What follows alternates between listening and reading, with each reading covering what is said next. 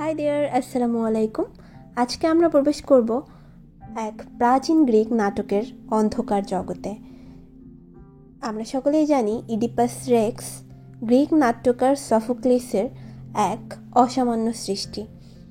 এটি শুধুমাত্র নিছকই যে গল্প তা নয়, এই নাটকের মধ্যে দেখানো হয়েছে ভাগ্যের যে নির্মম পরিহাস, ভাগ্যের লিখন না যায় খণ্ডন, কি মর্মান্তিক পরিস্থিতির সৃষ্টি হয়েছিল এবং আমাদের গল্পের চরিত্রগুলো কি কি প্রবলেমের মধ্য দিয়ে গিয়েছে সেই সকল বিষয়েই আজকে থাকবে আলোচনার বিষয়। তো welcome to English with Arif and our Facebook pages English literature. আজকে আমরা আলোচনা করতে যাচ্ছি বিখ্যাত নাটক ইডিপাস রেক্স। ক্যারেক্টার সম্বন্ধে আলোচনা করব, ব্যাকগ্রাউন্ড সম্বন্ধে আলোচনা করব এবং এটার সামারি, থিম সব কিছুই খুব সুন্দরভাবে আলোচনা করা হবে। তাই আর দেরি না করেই শুরু করছি প্রথমেই। তো এর পটভূমি আমরা সংক্ষেপে আলোচনা করছি। আসলে সফোক্লিস ইডিপাস রেক্স একটি প্রাচীন গ্রিক নাটকের একটা শ্রেষ্ঠ উদাহরণ, যা খ্রিস্টপূর্ব 5ম শতকে রচিত হয়েছিল। নাটকটি থেবিস শহরের রাজা প্লেগ ও রাজা ইডিপাসের ভাগ্যকে কেন্দ্র করে আবর্তিত। তো গ্রিক সংস্কৃতিতে আসলে নিয়তি এবং দেবতাদের ভবিষ্যদ্বাণী খুবই গুরুত্বপূর্ণ ছিল এবং এই ভবিষ্যদ্বাণী যে এই নাটকের মূল ভিত্তি। তো গল্পের কেন্দ্রবিন্দুই কিং ইডিপাস নিজেই, যে নিজের পরিচয় ও ভবিষ্যদ্বাণী অনুযায়ী ঘটে যাওয়া ঘটনায় তার জীবনের নির্মম পরিণতি হয়। তিনি যদিও আগেই ভবিষ্যৎবাণী করেছিল একজন, যে সে নিজের বাবাকে হত্যা করবে, কিং লেয়াসকে, এবং সে তার মা জোকাসটাকে বিয়ে করবে, কিন্তু জানা সত্ত্বেও মানুষ যে তার ভাগ্যের নির্মম পরিহাসকে অ্যাভয়েড করতে পারে না, তাকে বরণ করে নিতেই হয়। এই বিষয়টাই আসলে আমাদের এই নাটকটি তখনকার যেই দর্শককে গভীরভাবে প্রভাবিত করেছিল এবং পাঠকের মনোযোগ আকর্ষণ করছিল, এবং এটা পড়ার পর তাদের দুঃখ, দুর্দশা এবং নির্মম পরিণতি সবাইকেই খুবই মর্মাহত করেছিল। তো আমরা এখন চলে যাব ক্যারেক্টার লিস্টে। তো এখানে মেইন যে ক্যারেক্টারগুলো সেগুলো সম্বন্ধে আলোচনা করছি। First character Oedipus. সে থেবস শহরের রাজা এবং যিনি নিজের ভাগ্যের সামনে ছিল অসহায়, এবং জোকাসটা ইডিপাসের স্ত্রী এবং মা। তো এখানটাই আপনি চিন্তা করেন যে স্ত্রী ভবিষ্যতে তার মা হয়েছে, এটাই আসলে ট্র্যাজেডির মুখ্য বিষয়, যার সঙ্গে তার এই যে তাদের বিয়ে দিয়েই ট্র্যাজেডির জন্ম। এরপরে থার্ড ক্যারেক্টার ক্রেয়ন। সে জোকাসটার ভাই এবং থেবিস শহরের রাজনৈতিক একজন উপদেষ্টা। আর অ্যান্ড ফোর্থ ক্যারেক্টার, এটাও একটা ইম্পর্টেন্ট ক্যারেক্টার, যে টায়ারসিস। সে একজন অন্ধ এবং ভবিষ্যৎ দ্রষ্টা, যিনি ভবিষ্যৎ দেখেন এবং তাকে প্রকাশ করতে দ্বিধান্বিত, কারণ অনেক সময় সব ভবিষ্যৎই তো আমাদের জন্য সুখকর হয় না। তো সে এমন ভবিষ্যৎবাণী করতো যেগুলো ফলতো, এবং সেই ভবিষ্যৎবাণী সে বলতে দ্বিধা বোধ করতো, কারণ ভবিষ্যৎটা ট্রাজিক যেহেতু ছিল। অ্যান্ড ফিফথ ক্যারেক্টার কোরাস, যেটা সাধারণ জনগণের প্রতিনিধি হিসেবে বোঝানো হয়েছে, যারা ঘটনার প্রেক্ষিতে নিজেদের মতামত প্রদান করে। তো এখন চলে যাব আমরা সামারিতে। সামারিটা আমি 3টা পার্টে আলোচনা করব। প্রথম পার্টটা শুরুটা, যেমন থেবিস শহরের রাজা ছিল লেইয়াস এবং রানী জোকাসটা, এবং তাদের একমাত্র সন্তান ইডিপাস যখন জন্ম নেয়, তখন লেইয়াস একটা ভবিষ্যৎবাণীর মাধ্যমে জানতে পারেন যে তাদের সন্তান একদিন তার বাবাকে হত্যা করবে এবং মাকে বিয়ে করবে, অর্থাৎ কিং লেয়াসকেই হত্যা করবে। এই ধরনের ভয়াবহ ভবিষ্যৎবাণী থেকে বাঁচতে, এবং এটা শোনার পর আসলে যে কারোই মাথা খারাপ হয়ে যাওয়ার মতো অবস্থা হবে, তখন কিং লেয়াস তার নবজাতক সন্তানকে একজন পালকের হাতে তুলে দেয় এবং নির্দেশ দেন শিশুটাকে হচ্ছে পাহাড় থেকে ফেলে দিতে, মানে শিশুটাকে হত্যা করার জন্য।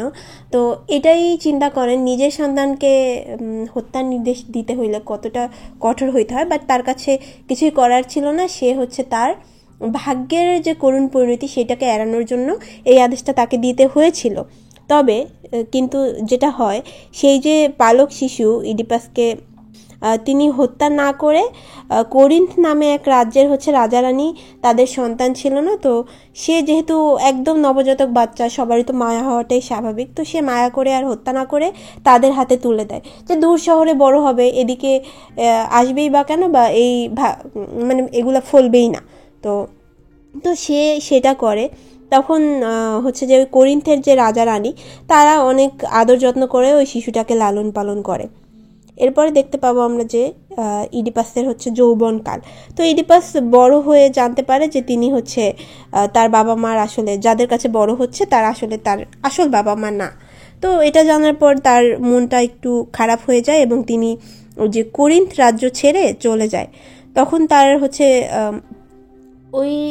তখনই তার সাথে পথে তার বাবার দেখা হয় এবং সেইভাবেই সে কোনো একটা ঝামেলা সৃষ্টি হয় এবং তারপরে সে তার পিতাকে হত্যা করে এবং ভাগ্যের করুণ এবং ভয়াবহ পরিস্থিতির কারণে সে তার মাকে বিয়ে করে, যেটা সে আসলে নিজের ভাগ্যকে এড়াতে পারে না। মানে বিষয়টা এরকম হয় যে পথে এক বৃদ্ধ এক ব্যক্তির সঙ্গে তার ঝগড়া হয়ে যায় এবং ঝগড়ার এক পর্যায়ে সে এক বৃদ্ধকে হত্যা করে, কিন্তু সে জানতো না যে ওই বৃদ্ধই তার আসলে জন্মদাতা পিতা এবং সে হচ্ছে উনিই হচ্ছে রাজা লেয়াস এবং সে তাকে হত্যা করে ফেলে, নিজে তখন জানেও না। এরপরে হচ্ছে সে থেবস শহরে আগমন করে।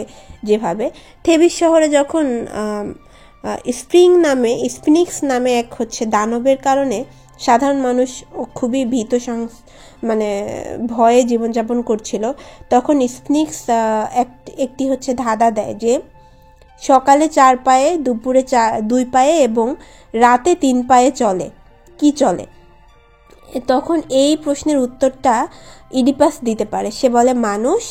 স্পিনিক পরাজিত হয় এবং শেষে আত্মহত্যা করে, কারণ সকালে 4 পায়ে মানুষ হামাগুড়ি দিয়ে চলে এবং দুপুরে হচ্ছে সে মানে যখন হাঁটতে শিখে 2 পায়ে হাঁটে এবং যখন বৃদ্ধ হয়ে যায় তখন একটা লাঠিতে ভর করে হাঁটে। যখন কেউই এই ধাঁধার উত্তর পারছিল না তখন ইডিপাস পারে, তখন স্পিনিক্স থেকে সবাই রক্ষা পায় এবং স্পিনিক্স তো পরাজিত হয়ে আত্মহত্যা করে।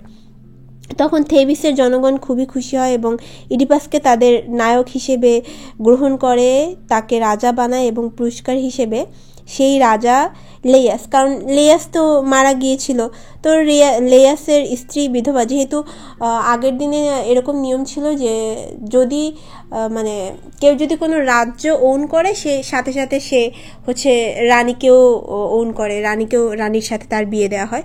তো সে এটাই হয়েছিল ওইখানে, যে যখন তারা তাকে নায়ক হিসেবে মেনে নিচ্ছে, সে রাজ্যের দায়িত্ব নিচ্ছে, তাকে রাজা বানানো হয়েছে এবং সে তার রানী জোকাসটাকে বিয়ে করে। তো এরপরে কয়েক বছর পরে মানে নেক্সট পার্টে যেটা দেখতে পাচ্ছি যে ট্র্যাজেডির সূচনাটা কিভাবে হয়। বছর কয়েক পরে হচ্ছে থেবিসে যে শহরে, সেখানে দুর্ভিক্ষ এবং দুর্যোগ দেখা দেয়। তো ইডিপাস তো এটা খুবই মানে যে কেন এরকম হচ্ছে সে কারণ জানতে চায় অনেক, মানে যে কোনো কিছুর মূল্যে সে তার রাজ্যকে এবং রাজ্যের মানুষকে বাঁচাতে চায়। তখন এর কারণ জানার জন্য জানতে পারে যে রাজা লেয়াসের হত্যাকারীকে এখনো শাস্তি দেওয়া হয় নাই এবং এই হত্যার তদন্ত শুরু করা উচিত। তো তদন্তক্রমে হচ্ছে আস্তে আস্তে সত্য প্রকাশিত হয়। তো ওই যে ভবিষ্যদ্বাণী যে করতে পারতো সে আসলে প্রথমে বলতে চায় না, বাট একটা সময় সত্যটা সবার সামনে চলে আসে। ইডিপাস যখন জানতে পারে যে সে যে বৃদ্ধ লোকটাকে হত্যা করেছিল সে আসলে ছিল রাজা লেয়াস এবং রানী জোকাসটা হচ্ছে তার মা, সে আসলে তার বাবাকেই হত্যা করে সে বাবার রাজ্যেই রাজা হয়ে রানীকেই মানে তার মাকেই জোকাসটাকেই বিয়ে করেছে, সে তাদের সন্তান। তো এই সত্য জানতে পেরে জোকাসটা খুবই আতঙ্কিত হয় এবং সে হচ্ছে যে মৃত্যুবরণ করে। তো ইডিপাসও তখন নিজের ভুল বুঝতে পেরে খুবই মানে তখন তার কি একটা অবস্থা, সে খুবই কষ্ট পায় এবং তার নিজের মায়ের চুলের কাঁটা দিয়ে তার চোখ দুটো উপড়ে ফেলে এবং সে থেবিস শহর ছেড়ে নির্বাসনে চলে যায়। এভাবেই মূলত হচ্ছে এই গল্পটার আসলে পরিসমাপ্তি ঘটে, যেটা খুবই মর্মান্তিক একটা বিষয় এবং পাঠকের আসলে এই জিনিসগুলো মন ছুঁয়ে যায়। তো এখন চলে যাচ্ছে আমরা থিমে। ইডিপাস রেক্সের মূল থিমগুলো হচ্ছে যে প্রথমটা হচ্ছে ফেইথ ভার্সেস ফ্রিডম। এই নাটকের নিয়তি একটা হচ্ছে প্রধান বিষয়। ইডিপাস চেষ্টা করেও তার ভাগ্যকে কিন্তু এড়াতে পারে নাই, যেটা আমরা দেখতে পাইতেছি। যে এখানে দেখায় যে প্রাচীন গ্রিকের মানে বিশ্বাস অনুযায়ী দেবতাদের নির্ধারিত যে ভবিষ্যৎ, এটা থেকে আসলে কোনো কিছুর মূল্যেই মুক্তি পাওয়া সম্ভব না। মানে আমরা এটা কথায় আছে যে ভাগ্যের লিখন না যায় খণ্ডন, এটা আসলে ইডিপাসের মাধ্যমে আমরা দেখতে পারি। অ্যান্ড সেকেন্ড হচ্ছে ইগনোরেন্স অ্যান্ড নলেজ। ইডিপাস নিজের পরিচয় এবং তার অতীত জীবন সম্পর্কে জানার জন্য হচ্ছে অনেক চেষ্টা করেন, কিন্তু এই জন্যই তার ধ্বংসের কারণ হয়। এটাই দেখায় যে জ্ঞান প্রায়শই মাঝে মাঝে আসলে যন্ত্রণাদায়কও হতে পারে। মানে সে যখন জানতো না যে তার নিজের পরিচয় বা সে কে, এইগুলা যদি সে না জানতো তাহলে কিন্তু তার এই করুণ পরিণতি হইতো না।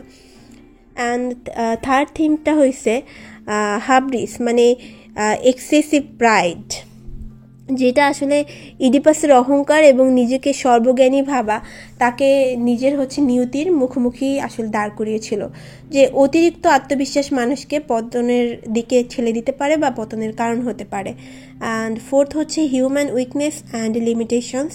এই নাটকটার মাধ্যমে আমরা দেখতে পাই যে মানুষ চাইলেও সব কিছু নিয়ন্ত্রণ করতে পারে না। ইডিপাস নিজেকে বাঁচানোর অনেক চেষ্টা করলেও তার শৈশবের যে বাণী হচ্ছে যেটা দেয়া হয়েছিল শেষ পর্যন্ত সেটাই সত্য হয়। তার বাবা চেষ্টা করেছিল কিন্তু সেও সেটা পারে নাই এবং ইডিপাস নিজেও সেটা থেকে বের হতে পারে নাই। অ্যান্ড ফিফথ যেটা হচ্ছে গিল্ট অ্যান্ড পানিশমেন্ট। ইডিপাসের এই যে অপরাধ, যদিও সে নিজের অজান্তেই করেছে, কিন্তু তাও তাকে কিন্তু পানিশড হতে হয়েছে, কারণ সে কিন্তু মানে জানতো যে তার দ্বারা তার বাবাকে হত্যা করবে, সে তার মাকে বিয়ে করবে। সে চাইলে কিন্তু আজীবন আনমেরিড থাকতে পারতো বা সে কাউকে হত্যা না করতে পারতো। হ্যাঁ, ঝামেলা হইতেই পারে, কিন্তু কাউকে হত্যা করা এটা তো কোনো ভালো কাজ না। সে যদি তার বাবার জায়গায় অন্য কাউকেও হত্যা করতো, এটাও তো তার অপরাধী হইতো, যার কারণে তাকে পানিশড হইতেই হইতো। তো এখানে এগুলো আমরা শিক্ষা নিতে পারি যে আসলে অন্যায় করার আগে একটাবার ভেবে দেখা উচিত।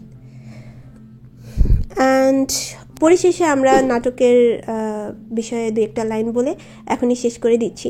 আসলে এই যে ইডিপাস রেক্সটা, এটা আমাদের শেখায় যে সত্য যতই তিক্ত হোক না কেন তাকে আসলে গ্রহণ করে নিতেই হয়। তো এই নাটকটা শুধু যে প্রাচীন তা নয়, এটি আমাদের আজ মানে বর্তমানেও আমাদের জীবনকে আসলে নতুনভাবে বুঝতে সাহায্য করে। আপনাদের কি মনে হয় এই নাটকের কাহিনীটা কীরকম লেগেছে আমাদেরকে কমেন্ট করে অবশ্যই জানাতে পারেন। ধন্যবাদ সবাইকে। আল্লাহ হাফেজ। দেখা হবে পরবর্তী কোনো ভিডিওতে।